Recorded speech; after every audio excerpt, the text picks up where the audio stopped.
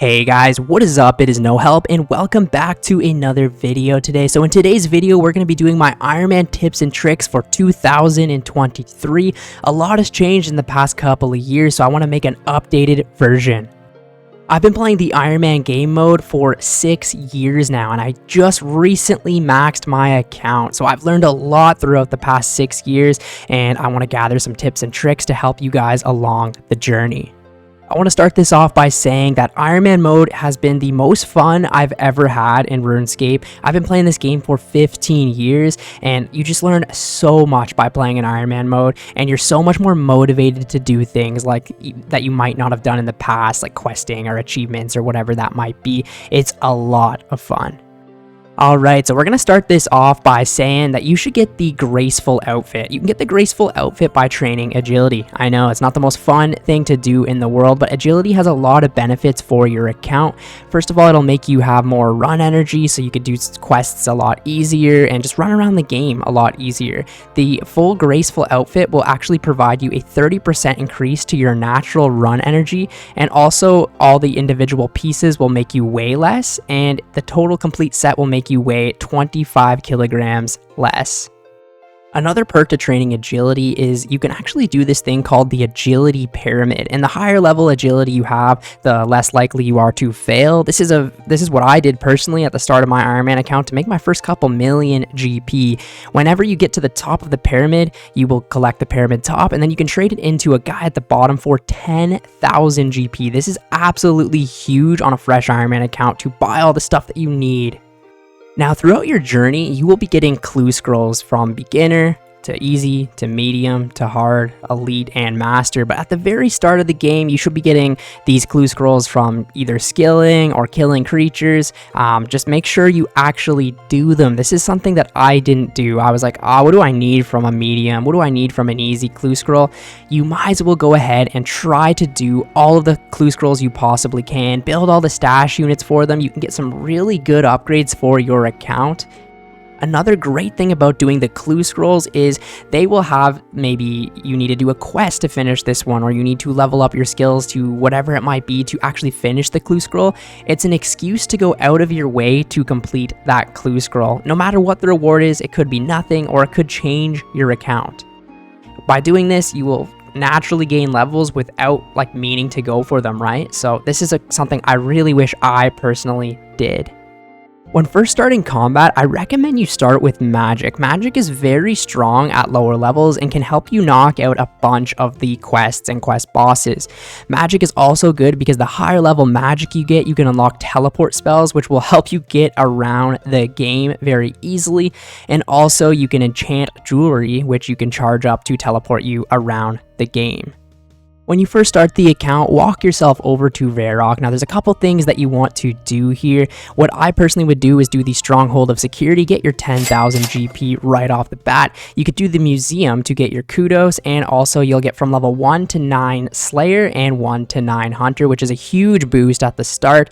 Also, while you are on Varrock, you could do the Daddy's Home mini quest. This will allow you to actually get a free POH and some nice early level construction supplies.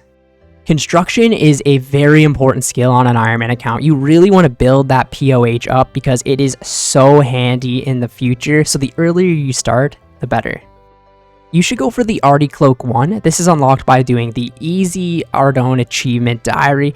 Very simple to do. There's a couple quests in order to actually get this done. You're going to need a bunch of random items as well, but it shouldn't take more than a couple of hours to get the Arty Cloak. This is very useful at the start of the game because there is not a good way really to get over to Arty that's consistent all the time, and this will give you unlimited teleports to the monastery, and then you can just walk right over there to get yourself to the game. It's also a cape slot that you can go ahead and use right off the bat. Now, if you don't really know what to do with your account, the best tip that I can give you is to try and knock out as many quests as you possibly can. Even set yourself a goal to go for the quest cape. Knocking out quests is a great thing you can do because it will force you to train your skills to a certain amount of levels and a variety, right? I'll put up on screen right now all the skills you actually need in order to get the quest cape, and it's fun to go through all the storylines as well, and this will teach you so much too about getting these random items that people always talk about, right? That you would usually just walk up to the Grand Exchange with the quest list item and buy them all, but this time you gotta find them or make them, and it will teach you so much about the game and force you to do things that you've never done before. And then you're not going to sit and grind out a 99, right? And that's way players burn out. You might get your skill to 60 and then you're going to move over to another skill and get it to 70, right? Get these quest requirements knocked out of the way and knock out all of the quests. The quest rewards too will help your account so much, especially with skills like herb lore, which is very difficult to train. You could use some of the experience lamp rewards on herb lore and just get it as high as you possibly can. Now, along the way, you can try and do as many of the achievement diaries as you possibly can too. It's another good way to learn the towns of the game and also get rewarded. Some of the achievement diary gear can be extremely useful as well. You're going to want to take advantage of the minigames that we have throughout the game. One thing that I would really recommend you go for is the torso. Now, the torso is unlocked by doing the Barbarian Assault minigame. It does take a little bit to learn this, and it's not the most fun thing for people. People don't seem to really like Barbarian Assault too much, but honestly, once you actually learn all the roles and have a good team, it's one of the best minigames I've ever played. Basically, the torso is kind of like a Bando's chest plate, but it's a way to get one for free that provides the same strength bonus.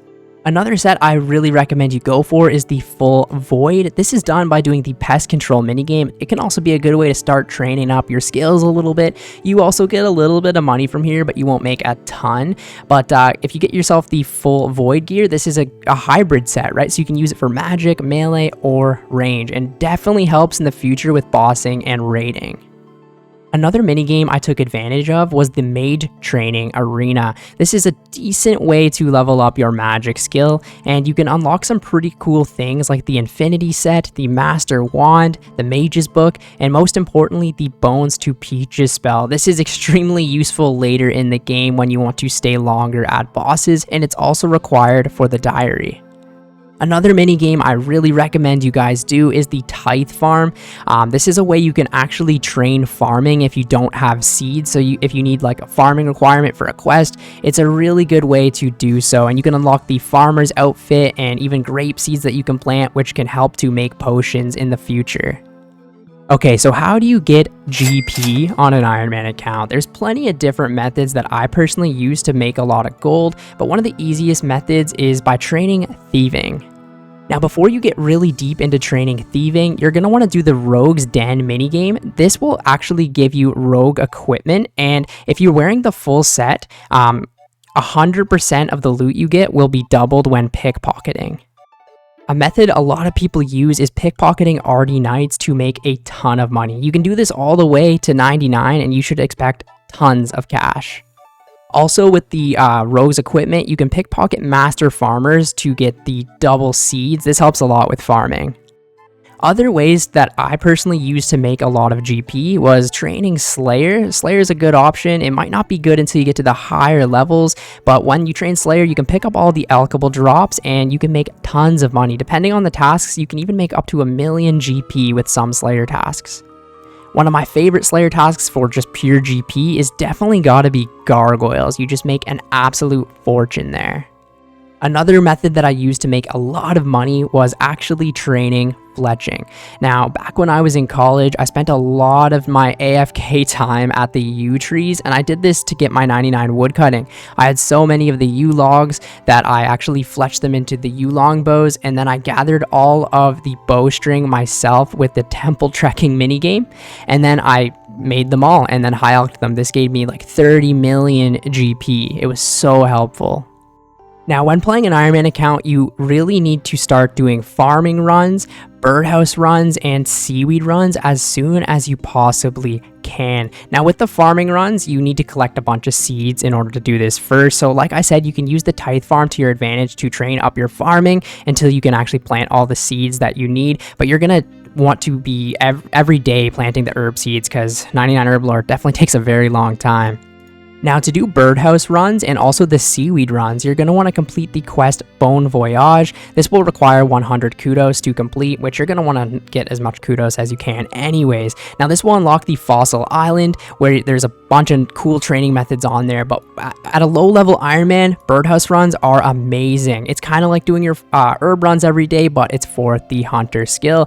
And this is actually personally how I got from like pretty much the start of hunter all the way up to the 85, 90, and then I did another method to get to 99, but I still do the birdhouse runs to this day. It's just because they're so important. You can get a ton of seeds and also bird's nests from this method, and it's just such a chill way to passively train hunter. Also, with unlocking Fossil Island, you can start planting seaweed under the water. Now, this is very important to actually train up your crafting skill, because this is how most of the Ironman train crafting, because they plant the seaweed and you can actually eventually turn it into molten glass and then blow the glass all the way to 99. But if you consistently do your seaweed runs when you do, say, your farming or birdhouse runs, you can stack up a ton of it over time. Now, also to train your crafting, you are going to need buckets of sand. Now, you can fill them up yourself, and it's a very brutal process. The way I personally did it is by doing the mining in the desert. This is such a great method. You can just mine the sandstone from the desert and then get yourself a bunch of noted buckets and use the grinder.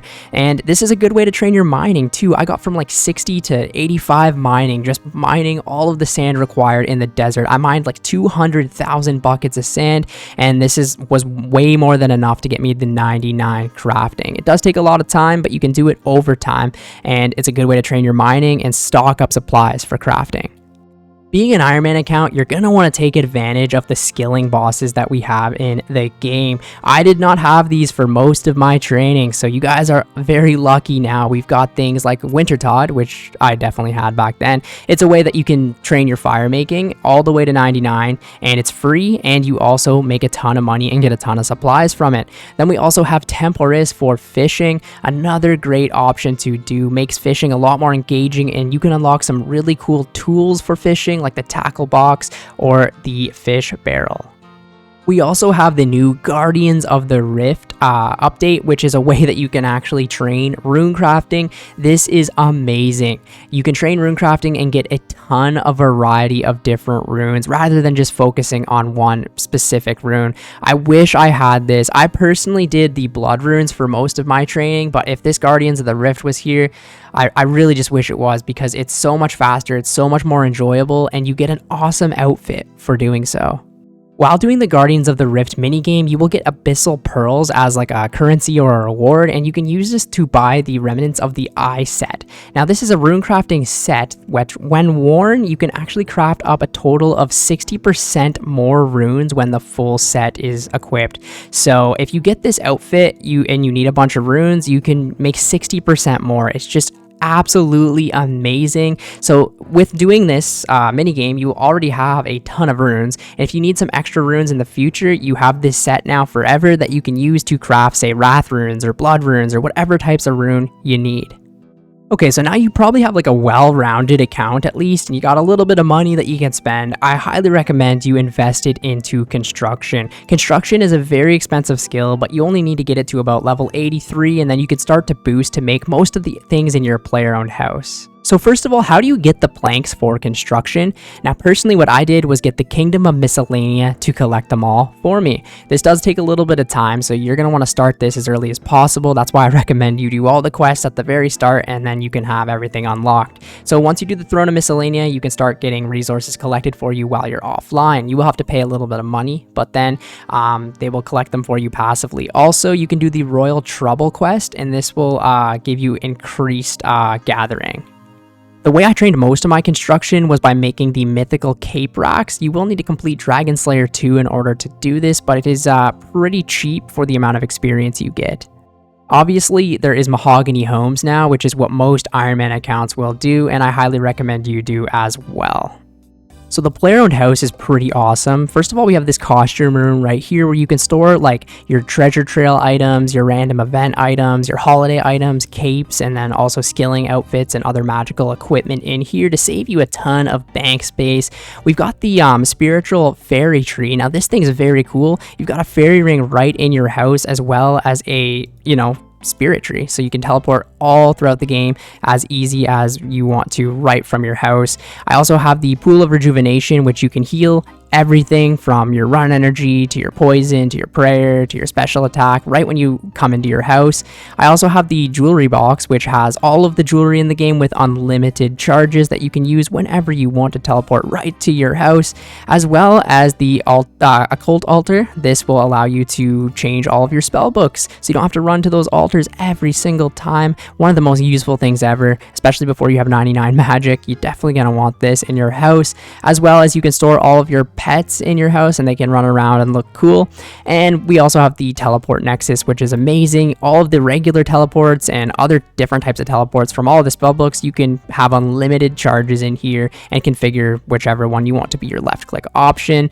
Also in the player owned house, you can get unlimited dig site pendants and also unlimited Xerix talisman charges as well. So the player owned house is just amazing. So I take my construction cape whenever I'm doing pretty much anything in the game, or a max cape, whatever you want, and it will teleport you right to your house, and then you just sip your pool, change your spell or change your prayers, whatever you got to do, and then that's it. Change your spells. I just said change your prayers. We didn't get the new prayers. Okay, so the next thing I want to recommend you guys do is do a ton of Slayer, and especially do Boss Slayer. Learn all of the mechanics of all of the bosses in the game, and it'll just really make you a better player overall. Before I started an Ironman account, I was a skiller, not a killer. And now I love PVM more than scaling even. It's my favorite thing to do. My favorite thing is to just train Slayer or just camp a certain boss. It doesn't even have to be a Slayer boss, but just do as much bossing as you possibly can and learn all of the mechanics. You can start with something like the Giant Mole or Kraken and eventually move your way up to, say, Zalra or Vorkath, and then hop into some raids. And honestly, doing raids is a lot of fun, and it's something that I really wish I did before getting such a high-leveled account, right? Some of the raids unlocks are super useful. I still literally don't even have Rigor or Augur yet. I definitely need to do raids 1, but I love the Tombs of Amasket. It's one of my favorite things that I've ever done on the game. But yeah, just take it slow, honestly. Enjoy the ride. Don't worry about experience rates. Just try and learn as much as you possibly can about the game. That's what Ironman's all about, learning and bettering yourself. Well, thank you guys so much for watching the video today. I hope you could get a couple tips and tricks out of this, things that I wish I did along the journey, and some of these things I did do, and some of them I really wish I did. Thank you guys so much for watching the video, and I will catch you in the next one. See ya later.